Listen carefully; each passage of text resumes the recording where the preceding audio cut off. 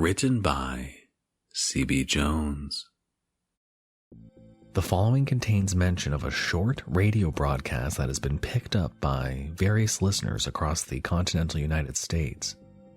Many have been perplexed by its sudden appearance and how it seems to preempt whatever song or radio program they are listening to at the time. It has even been known to appear on streaming services such as podcasts or Spotify.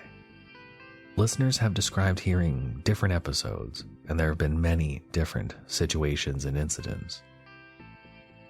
I got to where I was receiving fabricated incidents on a regular basis, and I would have to thoroughly vet each of these before I would proceed with publishing their account.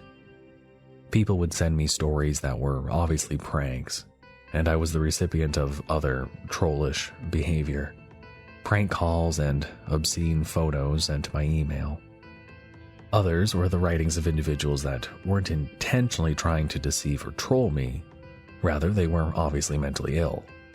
People who told me that Buck Hensley was a part of a CIA PSYOP program and that he'd been contacting them through their dental fillings. In one instance, I received an envelope with an extracted molar in it. I constantly received harassment from an anonymous individual that would sign off his prank calls and emails as Dextro. It was mostly benign stuff, jokes that ended in yo mama or D's nuts, or jabs about the length of my dick. Some of it was the usual homophobic slurs that one would expect from whatever corner of the net these trolls crawled out of. No matter how many times I tried to block Dextro, he would always appear again in some other channel or outlet. It was like a game of whack-a-mole. He was persistent in trying to fuck with me, and I was persistent in trying to block or ignore him. This is like an unstoppable force against an immovable object. Buck Hensley only wishes that he could be as relentless as me, he said to me one time. Fuck Buck. Time is a flat circle, you bitch. We're gonna keep this dance up till the end of time, again and again, even after you admit the stories are fake and that the other rules of the road are bullshit. Even after you end this stupid charade, you'll look up to me and beg for mercy, and I'll simply whisper, no. See you soon. I couldn't track down his IP address or his location. He was definitely using a VPN or some other trick that I was not privy to. My knowledge of such things was admittedly weak. My guess is that he was just some bored, shut-in computer gamer type.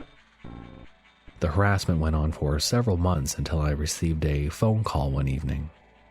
The voice on the other end of the phone was annoyed and sardonic. A male. Okay, dude. Tell me how you pulled this off. Pulled off what? Who is this? You know what I'm talking about. The Buck stuff. How'd you find me? Great job, by the way. I totally commend you. Bravo. Round of applause for our boy. Yeah. I do investigative pieces and written accounts of individuals. Come on, dude. I know you know what I'm talking about. Quit with the impartial journalist bullshit. You're not even a real journalist. You're a fucking blogger. Dextro? Yeah. You're the guy that's been harassing me the past few months. Roger. Could you quit? Not a chance. This little chess game just went up to the next level. I'm gonna have all my followers up on your ass. Especially after this little stunt you pulled. And what stunt was that? Your little Buck Hensley broadcast on my headset last night. You must have had an inside guy over at the PUBG service to pull that off. I can assure you it wasn't me. Can you tell me about it?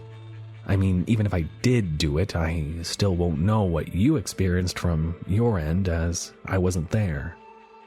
Well, I had an epic streak going, and all of a sudden, a voice on my headset said my name, like my actual given name. It told me to listen. It distracted me so much that I got killed and just sat there, frozen at the load screen. I couldn't even join the next match, and it's just this guy talking. This old guy, and I get a chill down my spine. He sounds all folksy and country and says, "Howdy folks, Buck Hensley here with the rules of the road." And I kind of get a little freaked out. But then I'm like, Nah.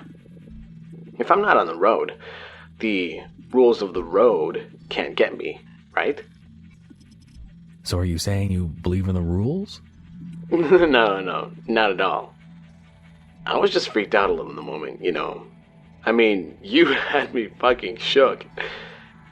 That's just how I was rationalizing it. What did he say? Buck? I wasn't really listening. Rambled on in his usual way. Said something about simulations and the nature of reality. Just his usual shtick. Congratulated me on the kills I'd gotten, but said I had many more to rack up before I could even begin to compete with the best. I mean, I guess he was talking about me. It was in sort of a roundabout way.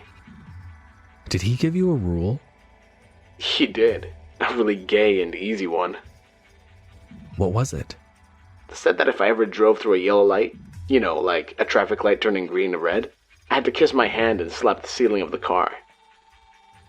Or else, what? Or else I'll motorboat your mama's ass. The phone beeped in my ear. He'd hung up. Too bad he hadn't been talking on a landline. The little beep after his jab was anticlimactic. The cell phone generation doesn't know what it's missing. How satisfying it can be to slam the headset down onto the receiver when you hang up on some fool. The loud click in their ear. I was undeterred by the shenanigans. Had he really heard Buck Hensley? Or was he once again trying to mess with me? He had called me on a normal line, no call ID blocker. I called the number back, but it had been disconnected.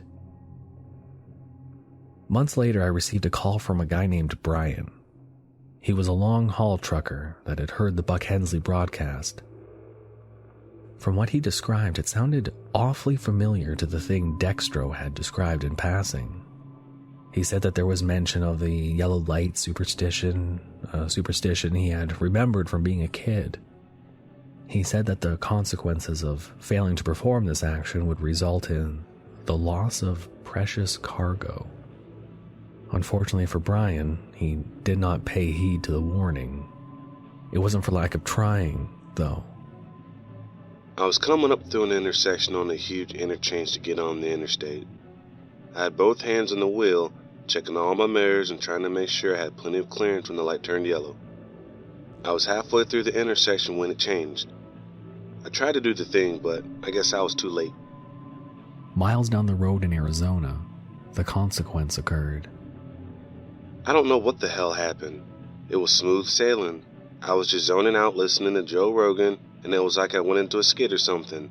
Like, I've jackknifed on some ice outside of Kansas City before, but it was nothing like this. Whole truck went sideways and I was rolling and blam! Breaking glass all in my cab and I had to climb out. Overturned the whole damn trailer. I called 911 as soon as I could, on account of my cargo. I needed assistance pronto, or there was going to be a situation. Wait, what was the cargo? Bees.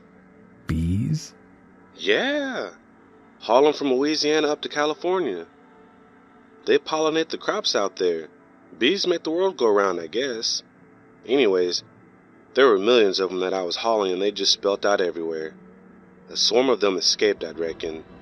The rest got incinerated right there on the side of the road by the guys with the propane torches. So was this the precious cargo that he was losing?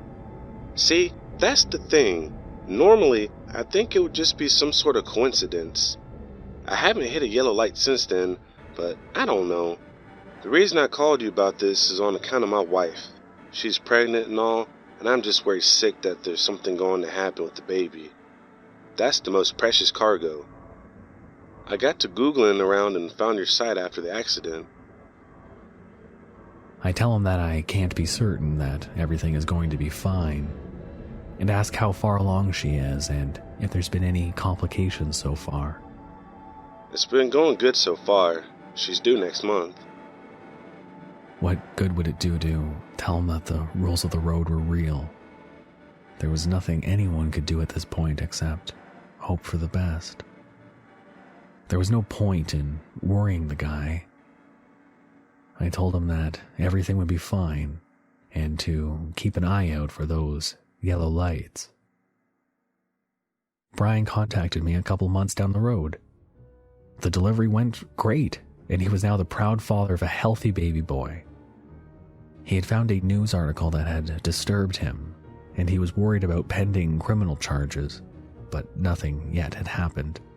There had been a strange death in Arizona, in the town where his semi-trailer had overturned. The cause of death? Bees.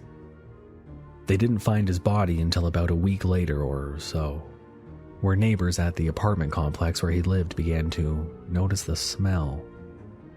He was in between jobs, so no place of employment missed him. His only friends were online and used aliases, so nobody missed him checking in. The individual, Dextro Phillips, a 29-year-old male, was found deceased in his apartment. Thousands of puncture wounds all over his body, and the carcasses of bees in his mouth. The obituary read that Dextro had a love for gaming and loved interacting with his fans on his personal Twitch channel, a channel with a devoted 17 followers. Gaming was his true hobby, and he seldom got out much, didn't even have a car. He much preferred the digital and simulated worlds to our own, and he believed that heaven was made of zeros and ones. He is survived by his mother and his devoted fans and followers. Many thanks to Mad Chatter and the Sandman, although we might have to have a conversation later about how you upstaged me in my beloved Rules of the Road series. And of course, thank you for writing it at all, CB. And be sure to check out his subreddit to stay up to date on Rules of the Road.